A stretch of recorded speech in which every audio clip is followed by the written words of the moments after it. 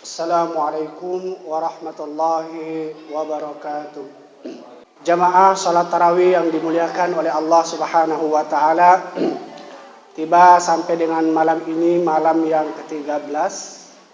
Semoga setiap langkah kita menuju ke masjid dicatat oleh Allah Subhanahu wa taala sebagai penambah atas kebaikan dan penghapus atas segala dosa yang mungkin pernah kita lakukan.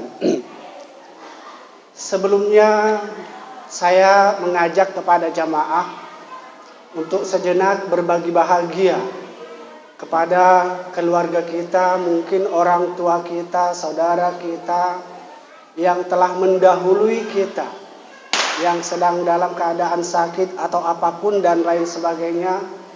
Mari kita bersama membacakan Al-Fatihah untuk mereka. Semoga orang tua kita, saudara kita, keluarga kita mendapatkan tempat ampunan di sisi Allah Subhanahu wa taala. Al-Fatihah. A'udzubillahi minasyaitonirrajim. Bismillahirrahmanirrahim. Iyyaka na'budu wa iyyaka nasta'in.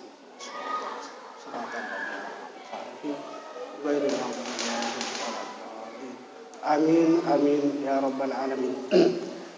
Jamaah tarawih yang dimuliakan oleh Allah, pada kesempatan malam ini oleh panitia saya diberikan satu tema atau satu judul, yaitu tentang berkah dari pembiasaan diri membaca Al-Quran.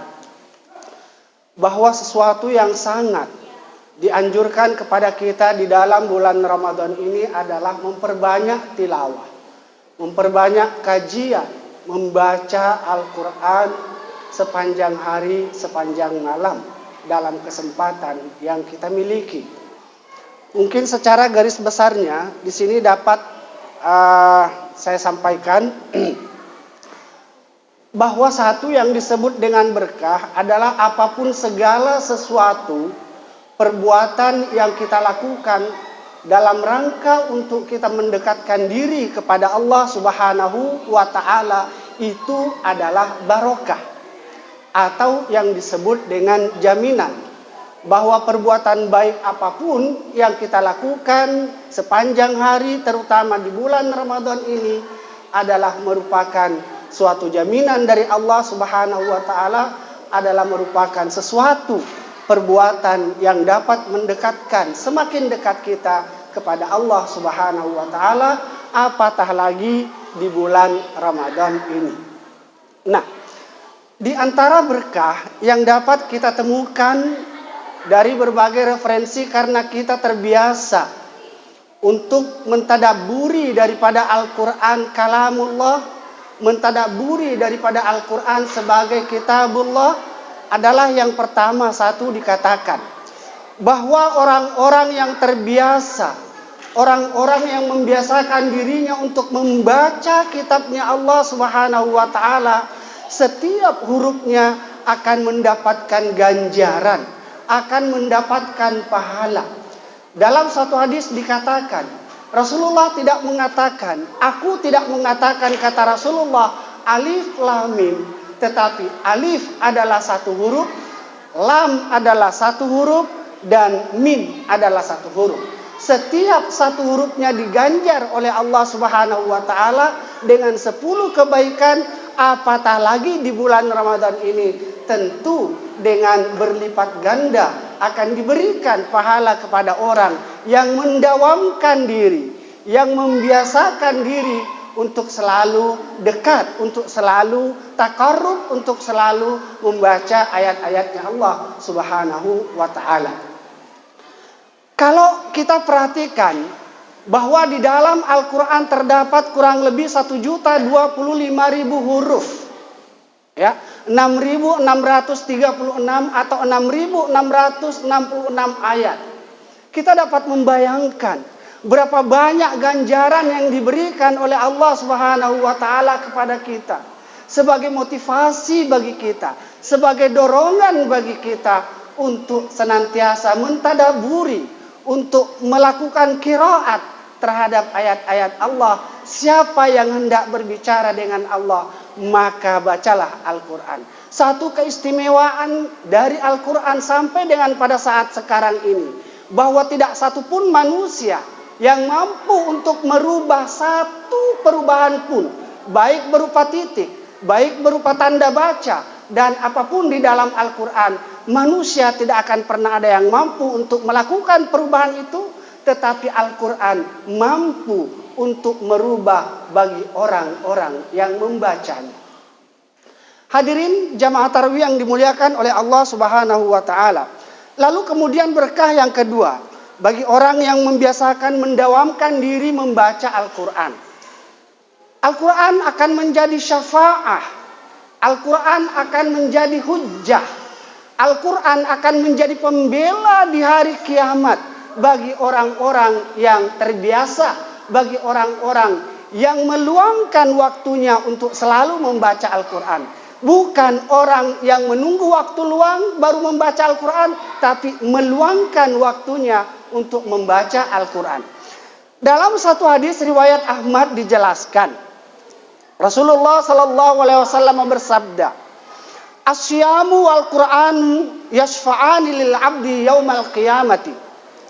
Bersandingan antara puasa dan baca Al-Quran. Asyamu wal Qur'anu, puasa orang-orang yang berpuasa.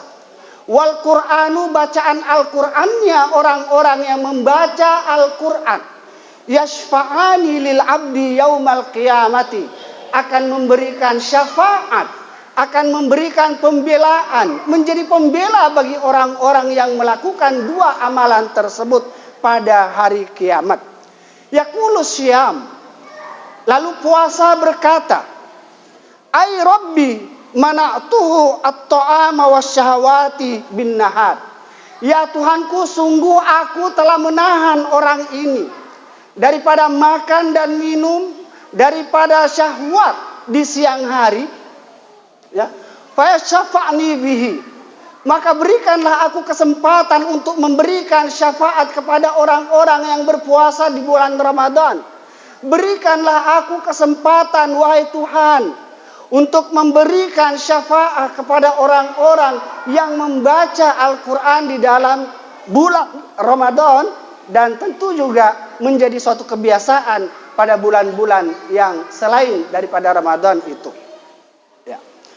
Fasyafa'ni fihi, maka berikan aku kesempatan untuk memberikan pembelaan kepada orang tersebut. Lalu yaqulul Quran, Al-Quran pun berkata, ya Rabbi mana'tuhun nauma bil laili.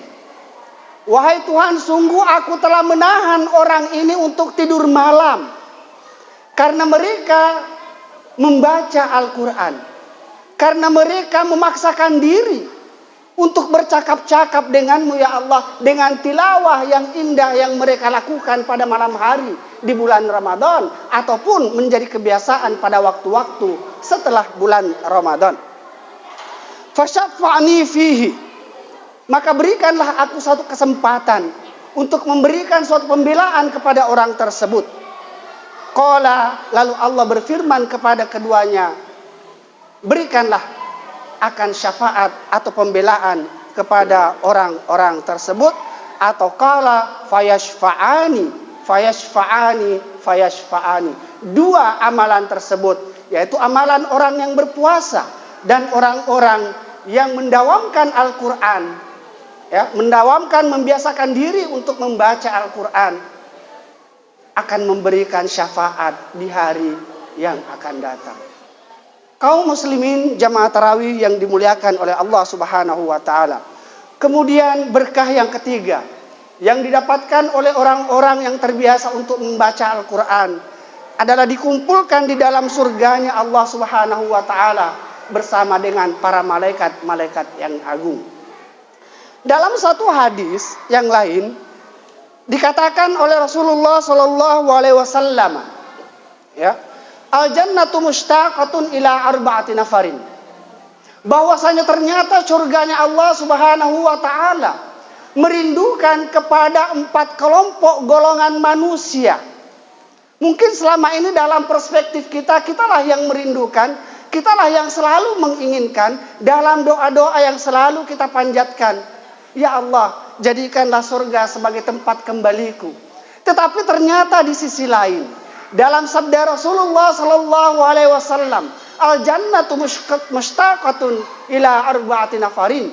Ternyata surga itu merindukan, amat sangat rindu surga itu kepada kelompok-kelompok yang disebutkan. Yang pertama adalah talil Quran. Talil Quran. Orang-orang yang mentilawahi Al-Quran. Orang-orang yang mentadaburi Al-Quran. Orang-orang yang berusaha untuk memahami, kemudian mengamalkan dan mengajarkan Al-Quran. Kalaulah dalam tingkatan Al-Quran dalam perspektif pemahaman pengamalannya, ada Al-Quran yang kita dengarkan, ada Al-Quran yang kita baca, ada Al-Quran yang kita terjemahkan, ada Al-Quran yang berusaha untuk kita fahami, ada Al-Quran yang kita berusaha untuk mengamalkannya, dan ada Al-Quran yang kita berusaha belajar demi sedikit untuk mengajarkannya. Dalam tingkatan itu, kita mungkin dapat melihat diri kita pada tingkatan mana pada saat ini sekarang kita berada. Apakah kita hanya sebatas menjadi orang-orang yang senang mendengarkan bacaan Al-Quran? Satu. Apakah sebatas ini kita hanya menjadi orang-orang yang sebatas membaca qiraat Al-Quran? Dua. Apakah sebatas ini kita hanya sebatas menjadi orang-orang yang senang membaca terjemahnya dari Al-Quran? Atau sebatas ini kita menjadi orang-orang yang berusaha untuk memahami kajian-kajian maknawi daripada Al-Quran? Atau mungkin kita sudah naik grade-nya lagi menjadi orang yang berusaha untuk mengamalkan Al-Quran dan selanjutnya menjadi orang yang mengajarkan daripada Al-Quran itu sendiri, baik kepada diri kita sendiri, baik kepada lingkungan keluarga kita, baik kepada jamaah murid kita dan lain sebagainya. Kaum muslimin yang dimuliakan oleh Allah Subhanahu wa taala. Lalu kelompok yang kedua, siapa manusia yang dirindukan oleh surga itu? Adalah wahafizil lisan. Hafizil lisan. Orang-orang yang menjaga perkataannya. Orang-orang yang menjaga lidahnya dari perkataan-perkataan yang kotor, dari perkataan-perkataan yang tidak bermanfaat, dari perkataan-perkataan ghibah, membicarakan aib daripada kejelekan tetangga, keluarga, saudara kita dan lain sebagainya.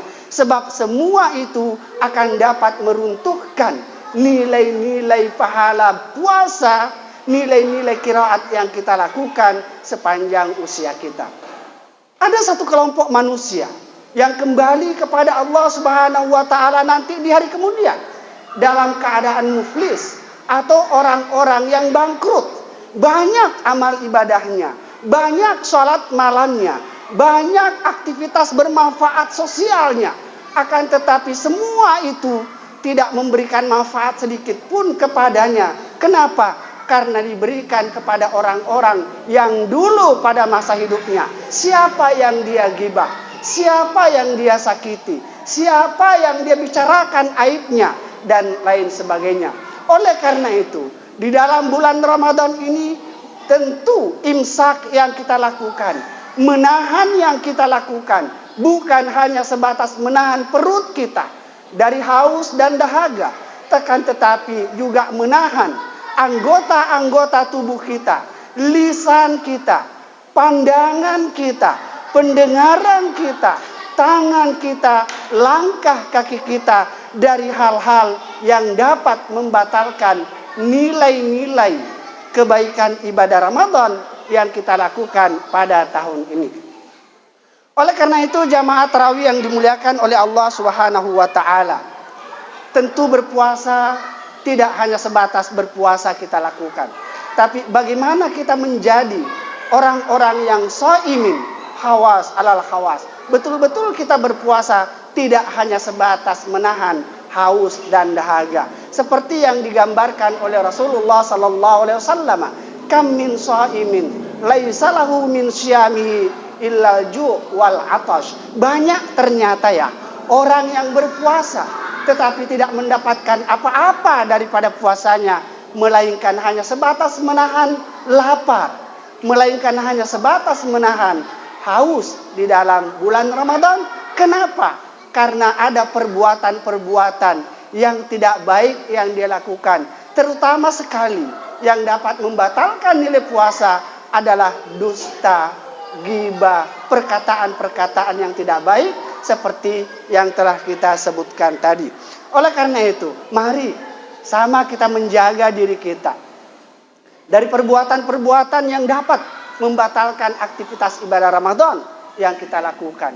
Jangan sampai kita sudah berpeluh kesah penat, menahan dahaga, menahan haus, akan tetapi di mata Allah Subhanahu wa taala ternyata kita tidak mendapatkan apa-apa. Disinilah pentingnya, daripada berbicara yang tidak karuan, mari kita mendekatkan diri kita untuk membaca referensinya Allah Subhanahu wa taala, yaitu kitabnya. Kemudian termasuk kelompok yang dirindukan oleh surganya Allah Subhanahu wa taala, wa mut'imul ji'an, adalah orang-orang yang memberi makan. Dalam masa pada saat seperti sekarang ini, pandemi COVID-19 masih ada di sekitaran kita, sehingga pelaksanaan sholat tarawih pun kita dianjurkan untuk menjaga jarak dan lain sebagainya. Akibat daripada ini juga banyak saudara-saudara kita putus hubungan kerja dan lain-lain sebagainya, susah untuk mendapatkan rezeki, susah untuk mendapatkan apa yang dapat mereka makan pada hari ini, esok dan seterusnya. Disinilah pentingnya untuk kita sama merasakan saudara-saudara kita yang mungkin terdampak oleh akibat daripada virus COVID-19 ini. Di sini kita diajarkan untuk bersosial di antara kita, saling memperhatikan antara tetangga, saling memperhatikan lingkungan kita. Mungkin banyak, tidak hanya satu dua, di antara kalangan sahabat-sahabat kita, keluarga-keluarga kita yang membutuhkan uluran tangan dari kita semuanya. Sebagai satu nilai daripada amalan, kita berusaha menahan lapar supaya kita pun juga turut dapat merasakan bagaimana penderitaan saudara-saudara kita yang ada di luar sana. Alhamdulillah, kita termasuk kelompok orang-orang yang dikaruniai oleh Allah Subhanahu wa taala sampai dengan saat sekarang ini dalam keadaan sehat walafiat. Kita masih dapat menikmati karunia yang diberikan oleh Allah Subhanahu wa taala kepada kita semua. Mari kita jaga nikmat sehat itu.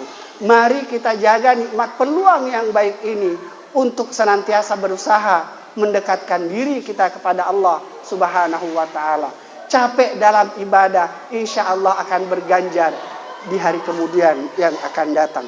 Dan yang terakhir adalah wassaim fi ramadana. Tentunya orang-orang yang dirindukan oleh surganya Allah Subhanahu wa taala adalah orang-orang yang melaksanakan ibadah Ramadan dengan baik.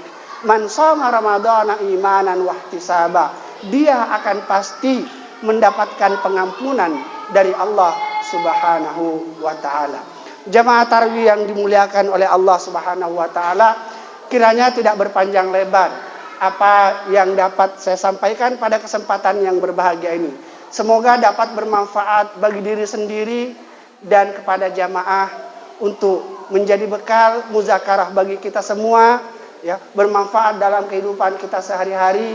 Intinya, mari kita semakin berusaha untuk mentadaburi kitabnya Allah Subhanahu wa taala, memperbanyak kita membaca tilawah di bulan Ramadan ini.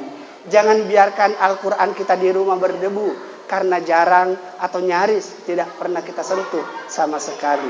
Ilaihi yas'adul kalimut thayyib wal amalus shalihu yarfa'uhu. Wassalamualaikum warahmatullahi wabarakatuh.